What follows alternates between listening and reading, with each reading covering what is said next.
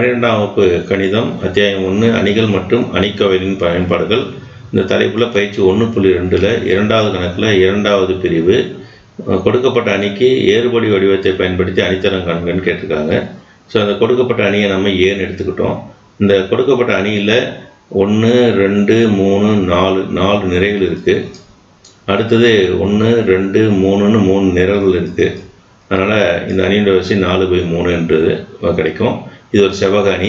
செவ்வக அணியாக இருந்ததுன்னா அதனுடைய அணித்தரம் கண்டுபிடித்து formula rho of A ≤ minimum of 4,3 அப்படின்னு எழுதலாம். இந்த 4,3 4ன்றது 4 என்பது இந்த கொடுக்கப்பட்ட அணியினுடைய நிறைகளின் எண்ணிக்கை, 3 என்பது கொடுக்கப்பட்ட அணியினுடைய நிரல்களின் எண்ணிக்கை.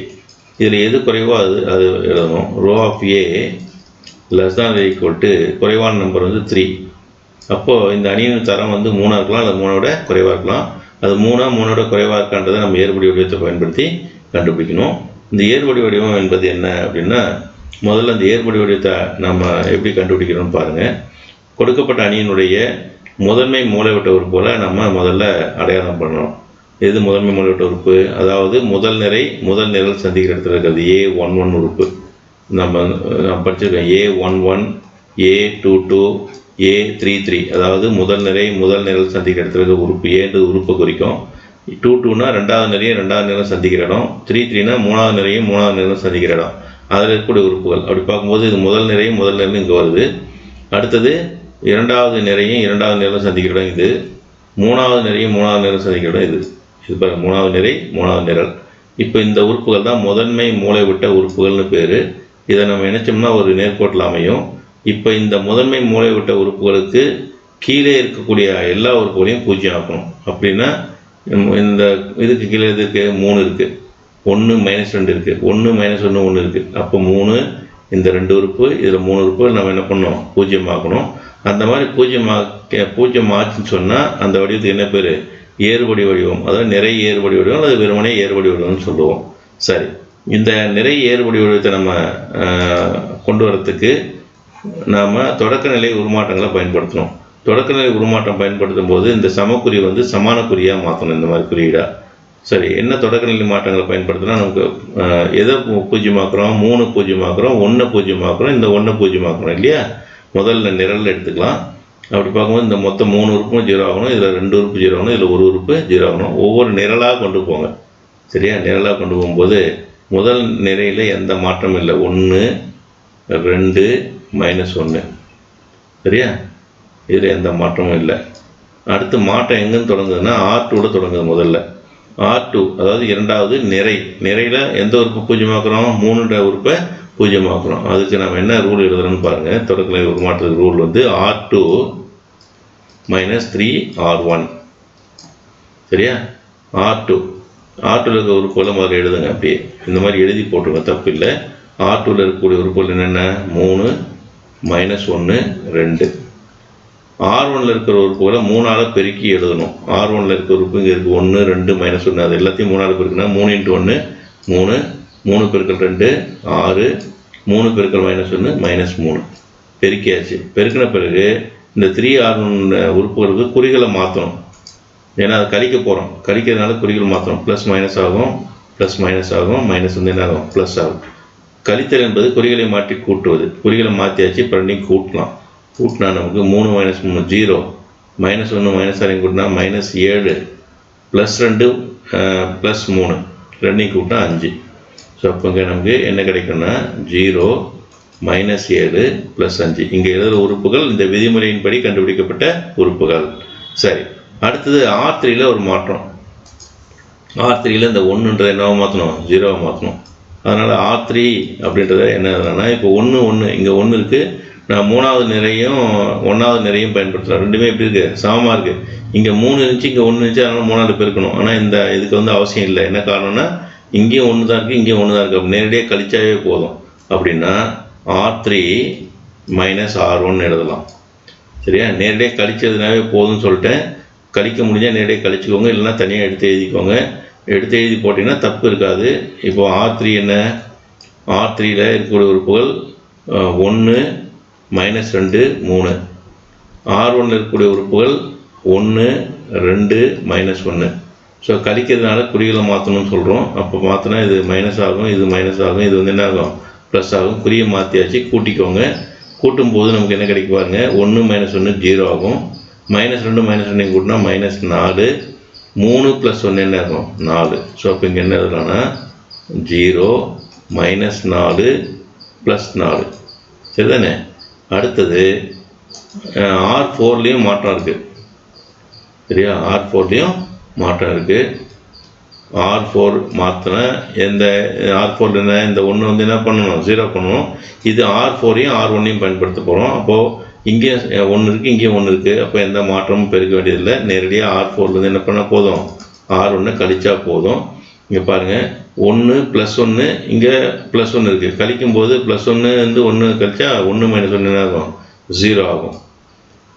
இதை கழிக்கும்போது +2 -2 ஆகும். இங்கே -2 இங்கே ஒரு -1 ரெண்டையும் கூட்டிங்கன்னா -3 கிடைக்கும். இல்லைன்னா தனியாக எழுதி கூட போடுங்க, பரவாயில்ல. அடுத்தது R4ல் இங்கே 1 இருக்கா, இங்கே 1 இருக்குது, இங்கேயும் இங்கே வந்து -1 +1 ஆகும். 1 + 1 என்ன ஆகும் 2ன்னு வரும். சரியா? உங்களுக்கு சந்தேகமாக தான் என்ன பண்ணிக்கலாம், இங்கே நீங்கள் எழுதி போட்டுக்கோங்க. என்ன விதிமுறைப்படி வருது, R4ல் இருக்க உறுப்பு என்ன, இங்கே இந்த விதியை பயன்படுத்தும் போது அதுக்கு முன்னாடி இருக்கிற அணியை எடுத்துக்கணும். அப்போது 1 - 1 + 1 இதான் வந்து R4. சரியா? அடுத்து R1ல் இருக்கிறது 1 2 -1. இது செப்பரேட் பண்ணுறதுனால குறி மாற்றிக்கோங்க. குறி மாற்றினா இது மைனஸ் ஆகும், இது மைனஸ் ஆகும், இது என்ன ஆகும் ப்ளஸ்ஸு. 1 - 1 0. -1 -2 கூட்டினா -3. 1 + 1 வந்து என்ன 2. இதுதான் இங்கே நம்ம எடுத்து எழுதிக்கிறோம். சரியா? இப்போ இந்த விதிமுறையை பயன்படுத்தியாச்சு. அடுத்தது இந்த அணி வந்து மீண்டும் இப்போ நம்மளுடைய நோக்கம் நிறைவேற வரைக்கும் நம்ம என்ன பண்ணோம், இந்த தொடக்கநிலை உருமாற்றங்கள் நம்ம பயன்படுத்தி இருக்கணும். இப்போ இந்த இடத்துல எனக்கு வந்து 3ன்ற இடம் 0 ஆகிடுச்சு. அடுத்தது என்ன பண்ணால் அந்த 1ன்றதையும் -2யும் நான் 0 ஆக்கணும், அந்த இடங்களை 0 ஆக்கணும். அப்படின்னா இங்கே 1ன்ற இடம் 0 ஆகிடுச்சு, -2 இருக்கக்கூடிய உறுப்பு இது வந்து என்ன ஆகணும், நமக்கு 0 ஆகணும். ஸோ இதை 0 ஆக்கிறதுக்கு நாம் இந்த ரெண்டையும் பயன்படுத்தலாம். மறந்து திரும்பவும் கொண்டு போய் R1 கூட போயிடாதீங்க. ஒரு நிரல் ஃபுல்லாக 0 ஆகிட்டுன்னு சொன்னால் மீண்டும் என்ன பண்ணக்கூடாது, R1 நம்ம இந்த விதிமுறைக்கு பயன்படுத்தக்கூடாது. என்ன காரணம்னா, பயன்படுத்தினா அந்த சப்போஸ் இதை கூட்டுறீங்க கழிக்கிறீங்கன்னா அந்த 1 வந்து 0 கூட கூட்டினா என்ன ஆகும் 1 ஆகிடும், இல்லை கழிச்சா -1 ஆகிடும். அதனால் இந்த முதல் நிறைய வந்து எந்த காரணம் கொண்டும் டிஸ்டர்ப் பண்ண வேண்டாம், அப்படியே வச்சுக்கோங்க. 1 2 -1. இப்போ இனி மீதி உறுப்புகளை பூஜ்ஜியமாக்கிறதுக்கு இந்த 3 நிறைய மட்டும்தான் நம்ம என்ன பண்ணோம் பயன்படுத்தணும். ஸோ நான் 2வது நிறையில் எந்த மாற்றமும் கிடையாது. ஸோ அதை அப்படியே எழுதிக்கலாம். 3வது நிறையில் ஒரு மாற்றம் இருக்குது. 3வது நிறையில் என்ன மாற்றம் இருக்குதுன்னு பாருங்கள். 3வது நிறையில் நான் 0 ஆக்கணும்னா எது 0 ஆக்கணும், இந்த -4 0 ஆக்கணும். சரியா? -4 0 ஆக்கணும்னு சொன்னால் இப்போ நான் எதுக்கு இந்த 3வது நிறையும் 2வது நிறையும் பயன்படுத்தி தான் நான் இப்போ இந்த நம்பரை 0 ஆக்க போகிறேன். இதுக்கு இந்த 2 எண்களும் ஒத்த இடங்கள் உறுப்புகள் என்ன ஆகணும், ஈக்குவலாக இருக்கணும், சமமாக இருக்கணும். அப்போ தான் வந்து கழிச்சாவோ கூட்டினாவோ நமக்கு என்ன கிடைக்கும் 0 கிடைக்கும். இங்கே ரெண்டும் ஒரே குறியாக இருக்குது. அப்படின்னா இது ரெண்டையும் சமப்படுத்தினா போதும். எப்படி சமப்படுத்தலாம் அப்படின்னா ரொம்ப சிம்பிள். இந்த 2 எண்களையும் மாற்றி பெருக்கிக்கோங்க. அந்த ரூல் என்ன எழுதுகிறேன் பாருங்கள். 4 7 R3 -4 R2ன்னு எழுதுறேன். இது என்ன அர்த்தம், R3யை 7ஆல் பெருக்கிறது. R3 தானே, இதை வந்து 7ஆல் பெருக்கிறது. R2வை 4ஆல் பெருக்கிறது. சரியா? பெருக்கி கழிக்கணும்னு அர்த்தம். இங்கே ரூல் தனியாக எழுதி போட்டுக்கோங்க. 7 R3 7 R3னா R3யை இங்கே இருக்கக்கூடிய R3யை 7ஆல் பெருக்கணும், 7ஆல் பெருக்கணும். அப்போ 7 × 0 0, 7 × -4 -28, 7 × +4 +28 எழுதி போடுங்க, தப்பு வராது. அதனால் எழுதி போடுறதுக்கு கொஞ்சம் டைம் ஆனாலும் பரவாயில்ல. அடுத்து 4 R2. இப்போ என்ன பண்ணணும், R2வை 4ஆல் பெருக்கணும். தென் R2 இது எல்லாத்தையும் 4ஆல் பெருக்கணும். 4 × 0 0, 4 × -7 -28, 4 × 5 +20. சரியா? இப்போ நம்ம பெருக்கியாச்சு. பெருக்கின பின்னாடி குறிகளை மாற்றணும். கீழே இருக்கிறதுக்கு 0க்கு குறி தேவையில்லை. -28 ஆகும், +28 ஆகும், +20 -20 ஆகும். குறிகளை மாற்றின முன்னாடி ரெண்டையும் கூட்டணும். ஸோ கூட்டும்போது 0வும் 0வும் கூட்டினா 0, -28 + 28 கூட்டினா 0, இங்கே வந்து 28, இங்கே -20 இருக்குது, குறி மாறி இருக்குது.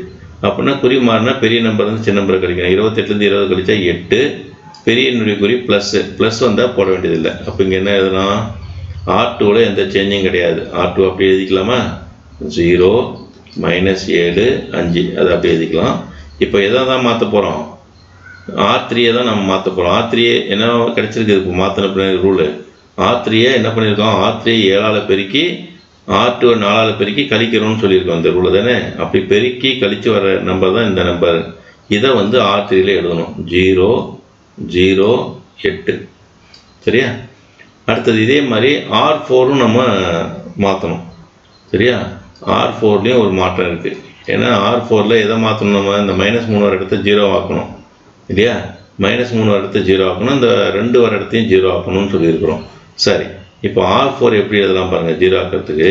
இது இங்கே இது ரெண்டையும் யூஸ் பண்ணிக்கலாம். இது R4ஐயும் R3யும் பயன்படுத்திக்கலாம். இப்போ இந்த 2 ஒத்த உறுப்புகளை பாருங்கள். இந்த ஒத்த உறுப்பு என்ன, இங்கே 4 இருக்குது, இங்கே 3 இருக்குது, 2 குறியும் ஒரே மாதிரி இருக்குது. அப்போது இந்த எண்களை மாற்றி பெருக்கினா சமாளிடம் பாரு.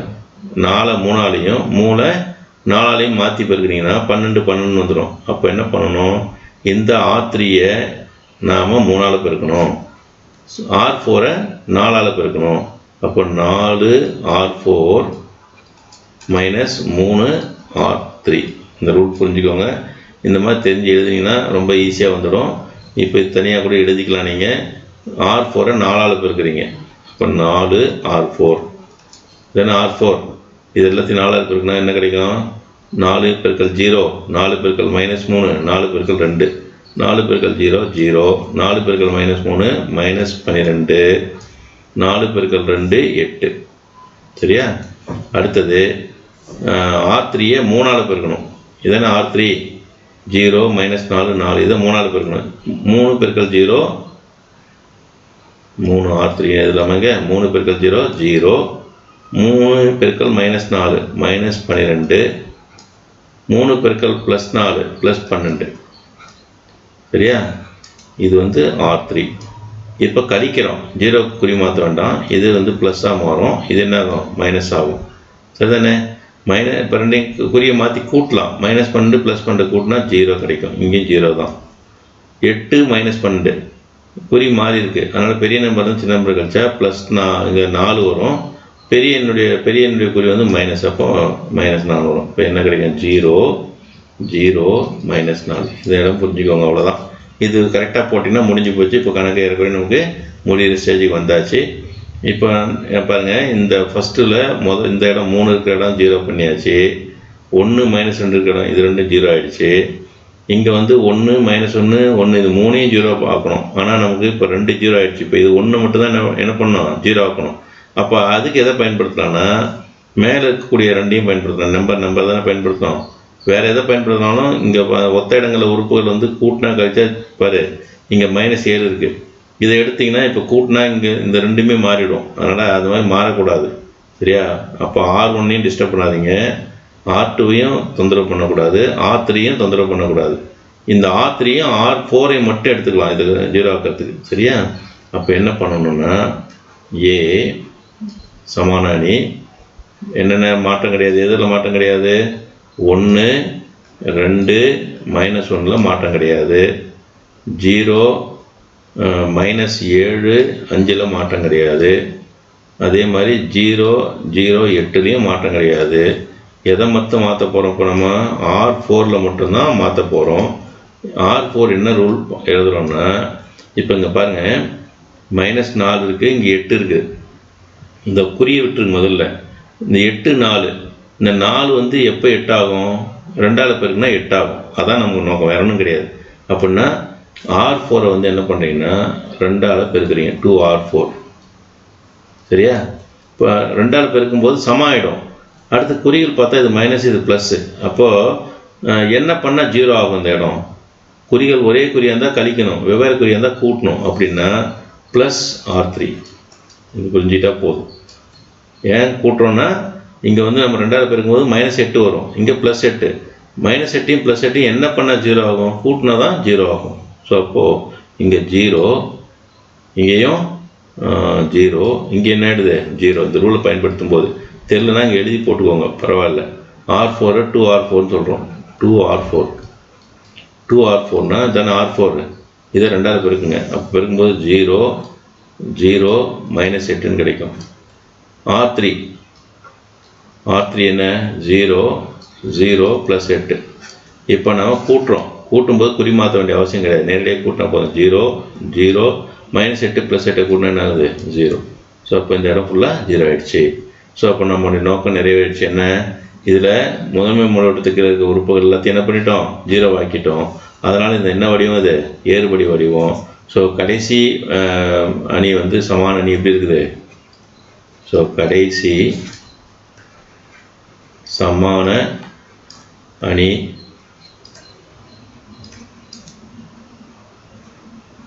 நிறை ஏறுபடி வடிவத்தில் உள்ளது.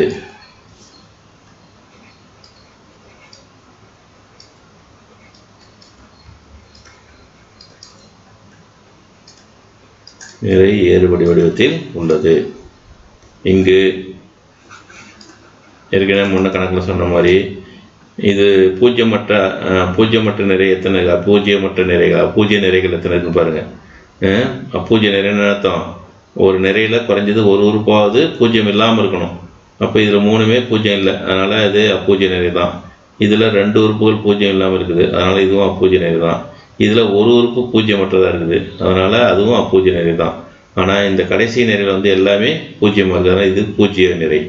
இது 3ம் அப்பூஜ்ஜிய நிறைகள், இது வந்து பூஜ்ஜிய நிறை. இங்கு அப்பூஜ்ஜிய நிறைகளின் எண்ணிக்கை எவ்வளோ? 3. அப்பூஜ்ஜிய நிறைகளின் எண்ணிக்கை 3.